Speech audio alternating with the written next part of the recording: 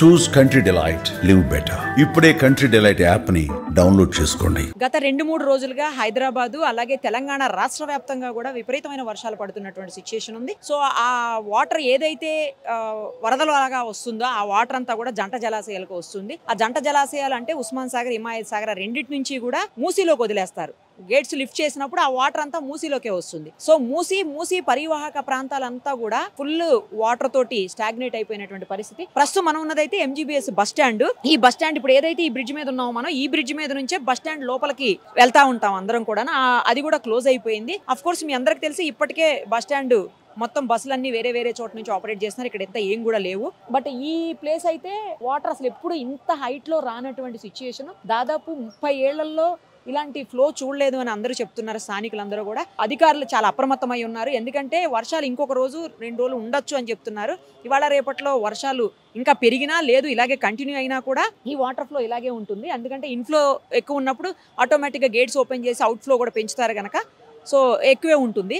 అందుకోసమే ఇప్పటికే ముఖ్యమంత్రి గారి ఆదేశాల మేరకు అధికారులందరూ అప్రమత్తమయ్యారు. అటు జిహెచ్ఎంసీ సిబ్బంది కావచ్చు, ఇటు వాటర్ బోర్డు వాళ్ళు కావచ్చు, హైడ్రా అధికారులు కావచ్చు, అందరూ కూడా చాలా అప్రమత్తంగా ఉండి లోతట్టు ప్రాంతాల ప్రజలందరినీ ఇప్పటికే పునరావాస కేంద్రాలకు తరలించారు. అలాగే ఎక్కడైతే వాటర్ ఎక్కువ ఫ్లో ఉందో వాటికి అబ్స్ట్రకల్స్ ఏమున్నాయి, వాటికి ఎలాంటి అడ్డంకులు ఉండటం వల్ల ఆ వాటర్ వెనక్కి రివర్స్ లో పోతుంది అనేది అధికారులు దగ్గరుండి పర్యవేక్షిస్తున్నటువంటి పరిస్థితి ఉంది. ప్రస్తుతం ఇక్కడ మూసీ రివర్ ఫ్రంట్ బెడ్కి సంబంధించి అంటే దాని మూసీ ఏదైతే రివర్ ఉంటుందో ఆ రివర్కి సంబంధించినటువంటి ఎండి నరసింహారెడ్డి గారు కూడా స్వయంగా అధికారులతో వచ్చి పర్యవేక్షిస్తున్నారు. ఒకసారి ఆయనతో కూడా మాట్లాడదాం. ఎక్కడెక్కడ ఇబ్బందులు ఉన్నాయి, ఎక్కడెక్కడ ఎక్కువ వాటర్ స్టాగ్నేట్ అయ్యింది, ఇంత వాటర్ లెవెల్స్ ఎప్పుడన్నా ఇంతకుముందు చూసారా, సిటీలో ముఖ్యంగా ఈ ప్రాంతంలో ఎప్పుడన్నా చూసారా, ఇవన్నీ కూడా ఆయన అడిగి తెలుసుకుందాం. 50 ఇయర్స్లో మూసి ఇంత ఉధృతంగా ఎప్పుడు లేదని కొంతమంది చెప్తున్నారు. అంతేనా, లేకపోతే ఎవ్రీ ఇయర్ లాగే ఈసారి కూడా అదే ఉధృతి కనిపిస్తోందా? ఈ ఇయర్ కొంచెం ఎక్కువగా ఉంది.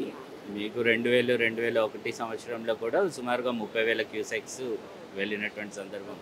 అప్పుడు ఇంకా ఎక్కువ కాలనీస్ ఇబ్బంది పడినాయి. బట్ తీసుకున్నటువంటి చర్యల వల్ల ఈసారి అలాంటి డ్యామేజ్ కానీ జనాలకు కానీ ఆస్తులకు కానీ పెద్ద నష్టం జరగకుండా ముందే ప్రణాళికతో ముందుకు వెళ్ళడం జరుగుతూ ఉంది.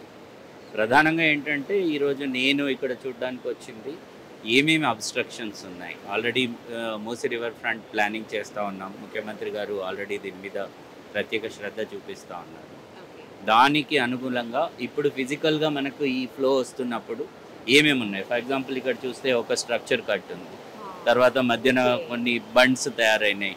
ఇది ఫ్లో స్పీడ్ని తగ్గించినప్పుడు వెనక్కి ఎక్కువగా మనకి మునగడానికి అవకాశం ఎక్కువగా ఉంటాయి. సో వీటన్నిటిని ఎలా క్లీన్ చేయాలి అనేది ఇప్పుడు మన రివర్ ఫ్రంట్ డెవలప్మెంట్ కానీ రివర్ డెవలప్మెంట్ ప్లాన్ కూడా అదే ఉంటుంది. ఆల్రెడీ మేము డ్రోన్తో సర్వే చేస్తున్నాం ఇంతకుముందే. మా ప్లానింగ్ ఏదైతే ఉందో ఫిజికల్గా కూడా ఒక్కసారి మళ్ళీ చూస్తే మనకు ఒక అవగాహన వస్తుంది, సరి అయినటువంటి చర్యలు తీసుకోవచ్చు అనే ఉద్దేశంతో ఈరోజు టీం అందరం కలిసి ఇక్కడ తిరుగుతాం. ఇప్పుడు కొంచెం తగ్గింది.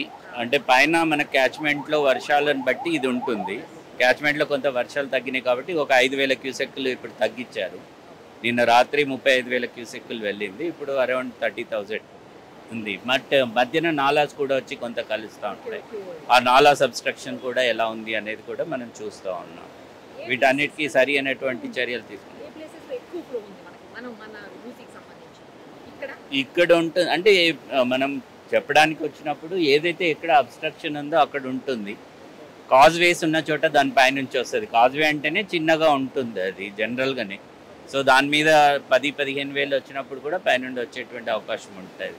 సో ఇప్పుడు మేము ప్లాన్ చేస్తున్నటువంటి ముఖ్యమంత్రి గారి ఆదేశాల మేరకి ప్రతి చోట వీటన్నిటిని గమనించి వాటిని ఎలా ఇంప్రూవ్ చేయాలి, నది ప్రశాంతంగా వెళ్ళడానికి ఎలా ఉండాలి, మనం కూడా ప్రశాంతంగా ఎలా ఉండాలి. సుమన్ టీవీలో మీ పర్సనల్ అండ్ బిజినెస్ ప్రమోషన్స్ కోసం కింది నెంబర్కి కాంటాక్ట్ చేయండి.